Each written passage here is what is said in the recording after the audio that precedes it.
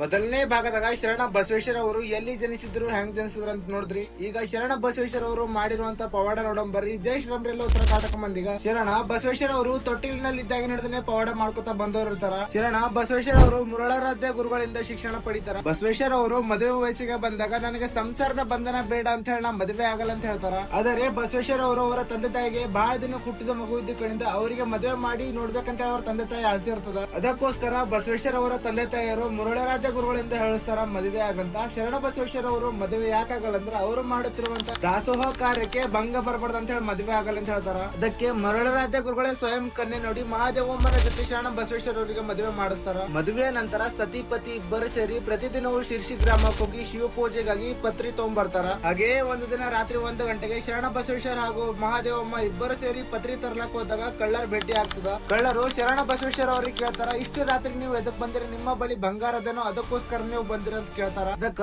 ಶರಣ ಬಸವೇಶ್ವರ ಇಲ್ಲಪ್ಪ ನಾ ಹರಳಗುಂಡಿಗೆ ಶರಣ ಬಸಪ್ಪ ಇದೀನಿ, ಶಿವ ಪೂಜೆಗಾಗಿ ಪತ್ರಿ ಒಯ್ಲಕ್ ಬಂದಿದ್ದೀನಿ ಅಂತ ಹೇಳ್ತಾರ. ಅದಕ್ಕ ಕಳ್ಳರು ನೀವು ಸುಳ್ಳು ಆಡ್ಲತ್ತೀರ ಅಂತ ಹೇಳ್ತಾರ. ಅದಕ್ಕ ಶರಣ ಬಸವೇಶ್ವರ ಅವರು ಕಳ್ಳರಿಗ ನೀವು ಬೇಕಾದ್ರೆ ನಮ್ ಮನೆಗಿಂದ ಬಂಗಾರ ತಂದು ಕೊಡ್ತಾ ಅಂತ ಹೇಳ್ತಾರ. ಅದಕ್ಕ ಕಳ್ಳರು ಶರಣಪ್ಪ ನೀ ಸುಳ್ಳು ಹೇಳತ್ತಿ ಹೋದ್ರೆ ಯಾವತ್ತು ವಾಪಸ್ ಬರಲ್ಲ ಅಂತ ಹೇಳ್ತಾರ. ಆಗ ಶರಣ ಬಸವೇಶ್ವರ ನನ್ನ ಧರ್ಮಪತ್ನಿ ನಿಮ್ಮ ಬಳಿಯೇ ಬಿಟ್ಟು ಹೋಗ್ತಾ ಅಂತಾರ. ಆ ಮಾತಿಗೆ ಕಳ್ಳರು ನಮ್ಗೆ ಹಸಿವೆ ಆಗ್ಲತ್ತವ ಊಟದ ಗಂಟು ಸಹ ತಗೊಂಡು ಬಾ ಅಂತ ಹೇಳ್ತಾರ. ಶರಣ ಬಸವೇಶ್ವರ ಅವರು ಕಳ್ಳರು ಹೇಳಿದ ಹಾಗೆ ಎಲ್ಲ ತಗೊಂಡು ಬರ್ತಾ ಇರ್ತಾರ. ಕಳ್ಳರೆಲ್ಲ ಹಾರಿ ತಗೊಂಡು ನೆಲ್ಲ ಅಗಿತಾ ಇರ್ತಾರ. ಆಗ ಅವರಿಗೆ ಒಂದು ಬಂಗಾರದ ಪಾತ್ರೆ ಸಿಗ್ತದ. ಕಳ್ಳರಿಗೆಲ್ಲ ಆಗ ಬುದ್ಧಿ ಭ್ರಮಣೆ ಆಗ್ತದ. ಶರಣ ಬಸಪ್ಪ ನಿನ್ನ ಬಂಗಾರ ತಗೊಂಬ ಅಂದಿದ್ ತಪ್ಪಾಯ್ತು ಅಂತ ತಿಳ್ಕತಡನೆ ಅವ್ರ ಕಣ್ಣು ಹೋಯ್ತವ. ಇಂದಿಗೂ ಸಹ ನೀವೇಂದ್ರೆ ಶಿರ್ಸಿ ಗ್ರಾಮಕ್ಕೆ ಹೋದ್ರಂದ್ರ ಅಲ್ಲಿ ಪತ್ರಿ ಬಂದಂತಿರ್ತದ. ಅದ್ರ ಒಳಗ ಕಳ್ಳರ ಕಲ್ಲು ಅಂತ ಹೇಳವ. ಇಂದಿಗೂ ಸಹ ಆ ಕಳ್ಳರ ಕಲ್ಲು ನಮ್ಗೆಲ್ಲ ನೋಡ್ಲಾಕ್ ಸಿಗ್ತಾವ. ಹಾಗೆ ಪರಿ ಏನ್ ಕಳ್ಳರಿಗೆ ಪಾತ್ರೆ ಸಿಕ್ಕಿದಿರ್ತದಲ್ಲ ಬಂಗಾರದು. ಆಗ ಶರಣ ಬಸವೇಶ್ವರ ಅವ್ರಿಗೆ ಈ ಬಂಗಾರದ ಪಾತ್ರೆ ತಗೊಂಡು ನಿಮ್ಮ ದಾಸೋಹ ಕಾರ್ಯಕ್ರಮಕ್ಕೆ ಬಳಸ್ಕೋರಿ, ನಮ್ಮ ಕಣ್ಣ ದಾನ ಮಾಡ್ರಿ ಅಂತ ಹೇಳ್ತಾರ. ಹಿಡ್ಕೋತಾರ, ತಪ್ಪಾಯ್ತು ಅಂತಾರ. ಆಗ ಶರಣ ಬಸವೇಶ್ವರ ಏನ್ ಊಟಕ್ ಗಂಟು ತಂದಿರ್ತಾರಲ್ಲ ಅದ್ರೊಳಗಿಂದ ಆಹಾರ ಸೇವನೆ ಮಾಡ್ರಿ, ನಿಮ್ಮ ಕಣ್ಣು ವಾಪಸ್ ಬರ್ತಾವ ಅಂತ ಹೇಳ್ತಾರ. ಕಣ್ಣು ವಾಪಸ್ ಬರ್ತಾವ. ಇದಾಗಿತ್ತು ಶರಣ ಬಸವೇಶ್ವರ ಅವ್ರ ಇತಿಹಾಸ. ನಿಮ್ಗೆ ಏನಾರ ಪಾರ್ಟ್ 3 ಬಗ್ಗೆ ಕಮೆಂಟ್ ಮಾಡ್ರಿ, ಲೈಕ್ ಮಾಡ್ರಿ, ಫಾಲೋ ಮಾಡ್ರಿ. ಮತ್ ಸಿಗರ್ ಮುಂದೆ ನೋಡಿದ. ಜೈ ಶ್ರೀರಾಮ್, ವಂದೇ ಮಾತರಂ.